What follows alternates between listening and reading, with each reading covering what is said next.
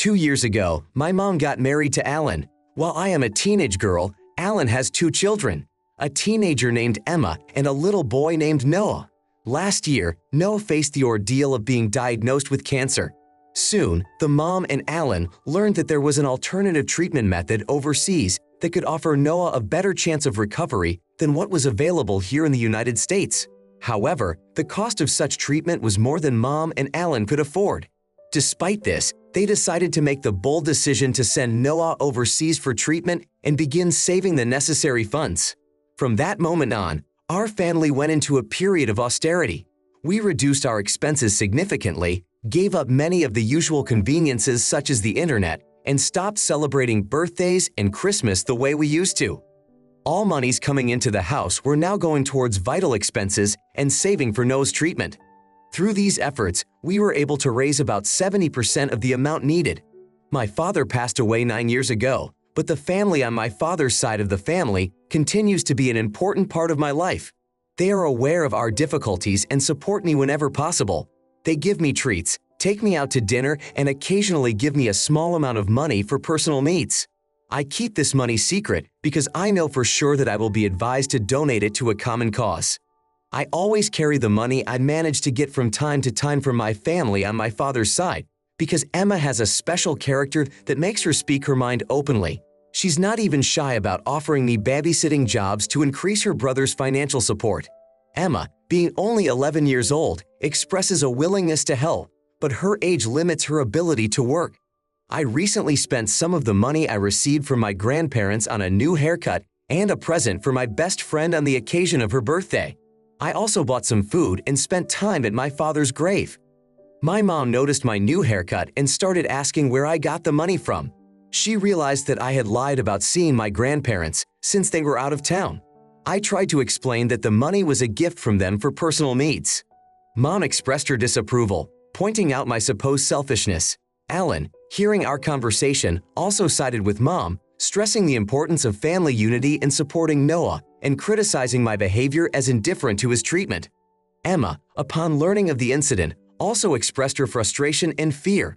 The situation became more complicated after my best friend's mom met my mom and told her about my attention and support, which led to another strong reaction from my family. Alan reacted particularly harshly, rebuking me for wasting funds that could have gone to Noah's treatment. In response to their accusations, I expressed my outrage, emphasizing that the funding for Noah's treatment should not rest entirely on my shoulders and that I was already contributing but could not afford to donate everything. I also emphasized that the money came from my family, who had nothing directly to do with the situation, and that they should accept it. Alan, however, called me selfish and accused me of inappropriate behavior, while Emma continues to argue that I did wrong by not contributing enough to my half-brother's treatment. There is no need to incriminate myself and call unworthy names. It might be worth considering moving in with your grandparents if that seems possible. Such a move could ease your family's financial burden in trying to save up for Noah's treatment. However, leaving home for good is not a solution. Everyone wants to ensure that their child has the best possible future without jeopardizing the well-being of the rest of the family. It is important to remember that the idea of sending Noah abroad for treatment may sound appealing, but there is a risk of encountering fraud. Unfortunately, the world is full of unscrupulous people ready to take advantage of the desperation of parents looking for salvation for their sick child. From my own experience, one should approach such offers with caution. Talking about these concerns with parents can be difficult, especially if they are not prepared to listen to objections. It's also worth noting that any funds earmarked for Noah's future, including education or inheritance funds, may have already been reallocated to his care. This demonstrates how seriously your family takes his recovery. It is important to keep the well-being of all family members, including you and Noah's sister, in mind. It's hard to see a child's illness cause suffering for the whole family. However, this does not give you the right to be abusive or inattentive. Alternative treatment options abroad, whether in Mexico, Thailand, or elsewhere, are often questionable due to lack of approval in the U.S., which can serve as a warning of the potential dangers or ineffectiveness of such methods. Ultimately, the desire to help Noah recover is understandable, but should not come at the expense of the well-being of other family members. The hope remains that you will find a way to overcome your family's difficulties while maintaining your own well-being and self-respect. My next story. I am 21 years old. I have 3 older brothers. The oldest is 32 years old and his spouse is 30. Our parents are professionally associated with the legal profession. My mom continued to work full-time even when my brothers were born. At that time, they were still very young. Then I was born. Mom always dreamed of having a daughter. After I was born, she decided to quit her job and devote herself to parenting. Eventually, when I went to school, she started working part-time. I probably received more attention from my parents than my brothers. However, I believe that this was not due to a preference for love, but to the fact that I am a girl. The same situation was observed in my friend's family. Now I am married and have become a housewife myself. My husband and I have a young son growing up. Last week at my nephew's birthday party, there was a conflict. At one point, I asked the crowd if they would mind if I fed the baby right there or if I should move to one of the bedrooms. Everyone was fine with that, and I continued feeding without interrupting the conversation. My son is exclusively breastfed. I do not use decanting or formula. My sister-in-law asked me about this, and I explained that I prefer natural feeding. The pediatrician confirms that my son is in good health and does not require supplemental feeding. I enjoy feeding him this way. However, my mother-in-law found my words offensive. She suggested that my enjoyment of breastfeeding stems from a misunderstanding of my privilege. According to her, I enjoy it because I do nothing else during the day except hold my baby in my arms and breastfeed. Honestly, the conflict seemed unexpected. I asked her why she was saying that, and her response was that she was tired of hearing me talk about the beauty of motherhood. In her opinion, my words made it sound as if being a mother was easy and simple because I didn't work and didn't take on most of the household responsibilities. I explained that I was speaking about motherhood from my own personal experience and did not feel that my feelings should be frowned upon by others. Expressing my own opinions is okay. However, she accused me of not recognizing my privilege and called me a naive girl who doesn't understand reality. This sparked my outrage. In addition to my sister-in-law's words, my brother expressed that I was acting spoiled and needed to face reality. He emphasized how privileged I am because of our parents and my husband. My husband intervened in this discussion, which led to an argument between him and my brother. My parents attempted to defend my husband, deeming my sister-in-law's attacks inappropriate. As a result, I left the party venue and my parents followed me. About half an hour after I left, I got a message from my brother. He wrote that the atmosphere at the party had deteriorated a lot after I left. Some guests had left his son's birthday celebration, accusing me of not being able to take criticism. The brother added that my nephew was left upset about what happened. My husband and parents were certainly supportive, as well as friends, although one of them suggested that my sister-in-law might be stressed about work and childcare. He advised me to be more understanding, given that I am also a mother. Nevertheless, my brother and sister-in-law accused me of trying to hijack the attention at the party again and called my defensive response rude. The situation seems like total projection on the part of the sister-in-law, jokingly suggesting that she could work at IMAX given the magnitude of her reaction. Unpleasant words in someone else's home can lead to guests choosing to leave. If I were treated in this manner, I would probably not visit that house again. Criticizing someone for taking the spotlight at a child's birthday party because of breastfeeding seems wrong.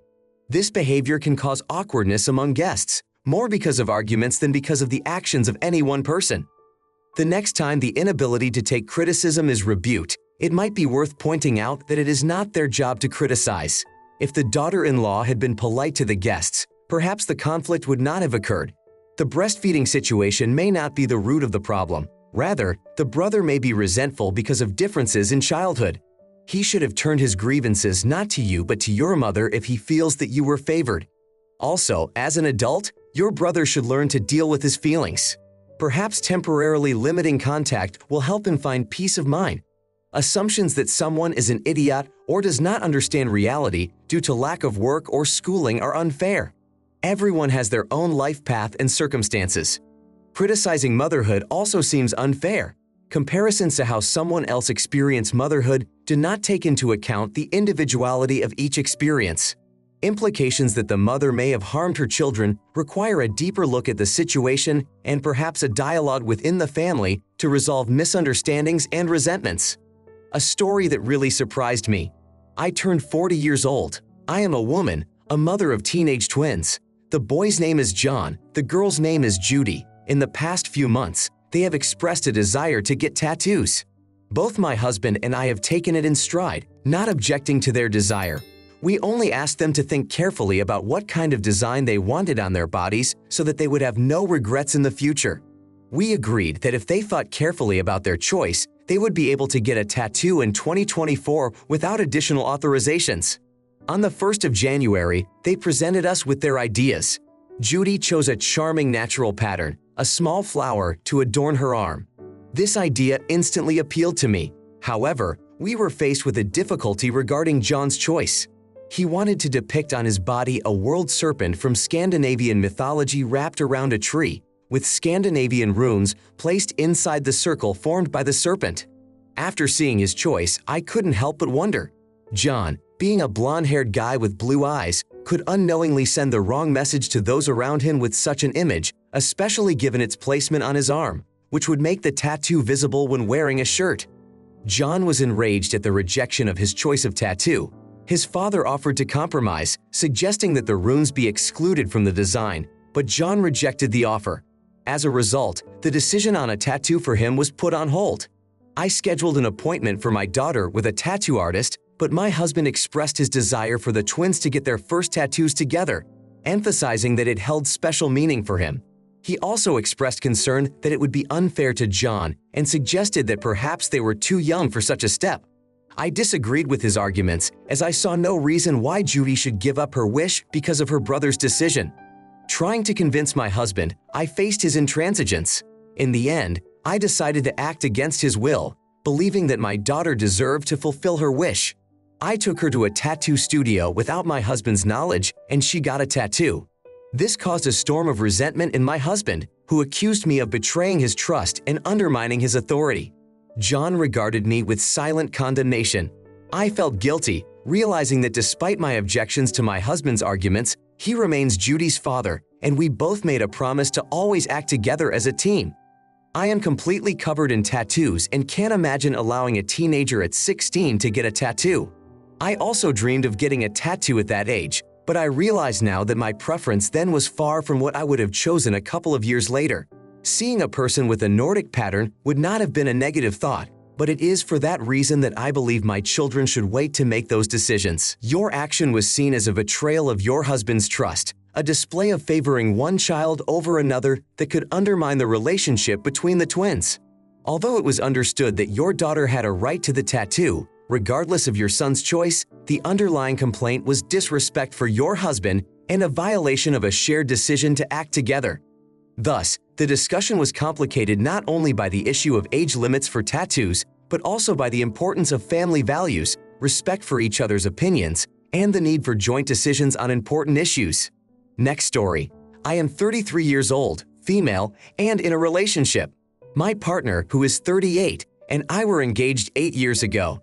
However, when I raised the issue of future plans, we could not come to an agreement. He often found reasons to postpone our wedding, citing bad timing or lack of finances. Despite this, I never insisted on a lavish ceremony. I suggested simplifying the event, such as registering the marriage in a court of law. He disagreed, wanting a traditional wedding. Initially, when we were engaged, he gave me a $20 engagement ring, given our financial circumstances at the time. Since then, it has never been possible to replace it with a more expensive one. We currently spend about $100 a month on food with delivery. In comparison, a few months ago he expressed a desire to purchase a $1,500 gift for me without having the necessary amount. I insisted that he explain what the purchase was, since he had never previously spent more than $100 on gifts. It turned out that he wanted to buy a ring. I pointed out that if he really wanted it, he could have easily saved $10 a month for the past 8 years and purchased a decent ring for me to wear for the rest of my life. It was unclear to me why he would mention such a purchase if he couldn't make it happen. Recently, he stated that he was saving up for a new car to replace his old one. After receiving the Fast and Furious, we had a serious conversation. I asked him about his true intentions and asked him to put aside all the ridiculousness of becoming responsible. Under pressure, he admitted that he didn't place much importance on marriage. This led me to question why the proposal was made then. He tried to explain, but his arguments seemed nonsensical to me. I suggested that he think about the situation if his sister was in a similar position. He couldn't find anything to say. I made a condition. He had a month to think about it and make a decision, or I would leave. He replied that he could not let me leave and that we would marry soon, but that there were things that needed to be settled first. This conversation left me in a state of indifference. I stopped showing emotion and became more like a roommate than a lover. The lack of intimacy and displays of affection from him makes it hurt, especially considering my feelings for him. I feel alone and rejected, unwilling to pretend everything is okay and ignore the obvious problems in our relationship. My behavior has become a reflection of my internal state. I have distanced myself from him. He has repeatedly complained and tried to understand the reasons for my behavior, unable to grasp the depth of my feelings and the reason for my coldness. This makes me feel misunderstood and alone in my experiences. I don't consider myself unreasonable, but the question in front of me is, do I really want to marry a man who seems to manipulate promises? He has shown that he is capable of saying what I want to hear, making as many promises as necessary to keep me around. However, his actions show indifference to my feelings and desires. Instead of honesty, open dialogue, and seeking compromise, he has chosen a different path. I realize that I cannot live happily in a marriage with a man who I had to threaten in order for him to stay with me. We currently live in his house while I own property that I rent out. We are debt-free and have emergency savings, making our financial situation stable. I don't consider myself either rich or poor. I do not aspire to marry him for the sake of later divorcing him and getting half of his estate, as some may have suggested. My salary is higher than his, so I don't need his money. He hasn't cheated on me, and I never insisted on buying an expensive ring. He himself was the first to talk about a $1,500 ring and then said he couldn't buy it. I would honor a man who honestly admits that marriage is not for him. My problem is that when a man proposes and repeatedly expresses a desire to marry, but then says marriage doesn't matter to him, it raises questions.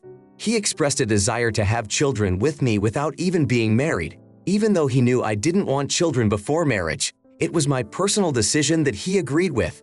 I'm not using the lack of intimacy as a way to manipulate or force him to marry me. It's just a reflection of my feelings at the moment. I need to seriously think about our future and make a decision that is best for me.